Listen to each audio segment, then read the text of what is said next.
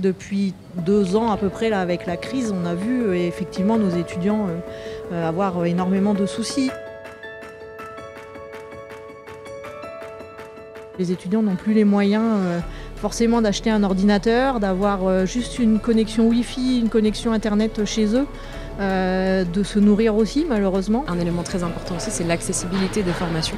Parce qu'il y a beaucoup de métiers qui sont en tension mais qui ne sont pas du tout accessibles à des personnes qui n'ont pas de diplôme, qui n'ont pas d'expérience. Nous avons aussi des grosses problématiques au niveau de la santé, de manque de confiance en soi et d'isolement. En France actuellement, soit on a des structures bien spécifiques pour accueillir le handicap, ou alors il n'y a rien. Et il suffit de regarder le taux de chômage des personnes porteuses de handicap sur le territoire ou même sur les Hauts-de-France pour voir qu'effectivement c'est un public qui est vraiment dans une situation précaire à ce niveau-là.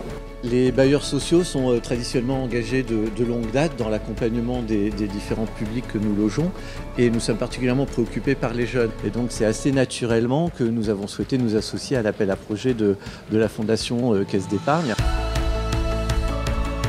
La fondation de la Caisse d'Épargne, elle a plusieurs objectifs. Le premier objectif, c'est de pouvoir agir pour l'insertion et l'emploi. Donc, dans le contexte actuel et en particulier par rapport aux jeunes, je pense que ça a tout son sens.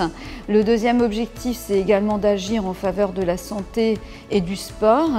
Et le troisième objectif, c'est d'agir en faveur de l'éducation et de la culture. Notre appel à projet utile et solidaire avec les jeunes, il va permettre de soutenir donc des projets autour de 4 thématiques, l'alimentation et l'hygiène. Ensuite, le sujet du logement, de l'insertion professionnelle.